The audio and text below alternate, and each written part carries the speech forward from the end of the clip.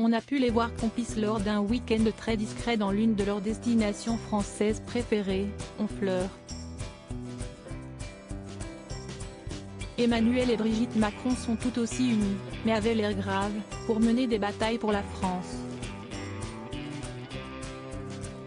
Ce 10 novembre 2022, le président de la République a ainsi lancé à Paris un projet capital aux côtés de son épouse aussi impliquée sur le sujet des enfants, un laboratoire pour la protection de l'enfance en ligne, réunissant une série d'acteurs internationaux.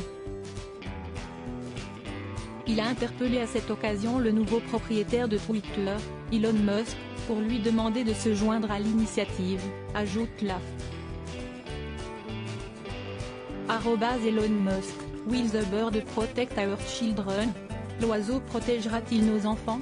A tweeté le chef de l'État en référence au célèbre logo du réseau social en forme d'oiseau bleu. À tous les volontaires, rejoignez-nous, a-t-il également suggéré sur Twitter à l'issue du coup d'envoi de l'initiative.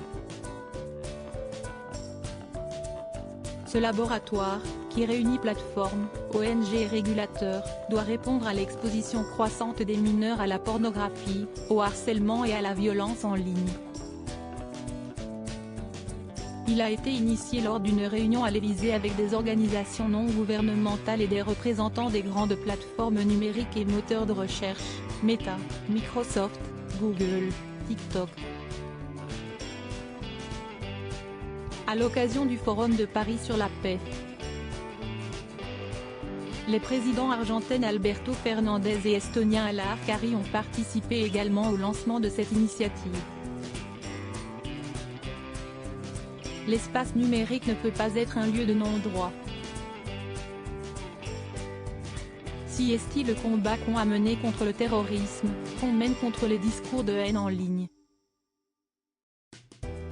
Si est-il ce qu'on doit poursuivre au niveau de la protection de nos enfants, a déclaré Emmanuel Macron au début de la table ronde. Ce laboratoire doit identifier les bonnes façons de réguler et de mieux protéger nos enfants en ligne, a souligné le chef de l'État, aux côtés de son épouse Brigitte, également mobilisée sur le sujet.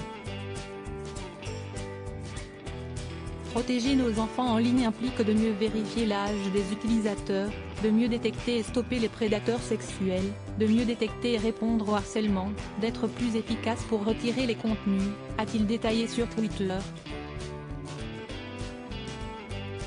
Il faudra notamment voir comment agir vite et de manière coordonnée entre les multiples plateformes numériques pour retirer les contenus pédopornographiques ou intimes qui ont été diffusés sans le consentement des mineurs et de leurs familles, a-t-il insisté durant la réunion.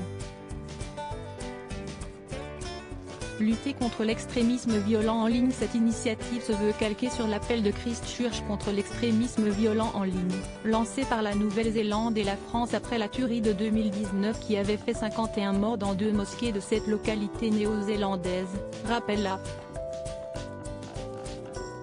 Les images prises par l'auteur de la tuerie étaient alors restées accessibles en ligne pendant plusieurs heures. L'appel a contribué à réformer le Forum mondial d'Internet contre le terrorisme, GIF, afin d'accélérer le retrait des images en cas de crise.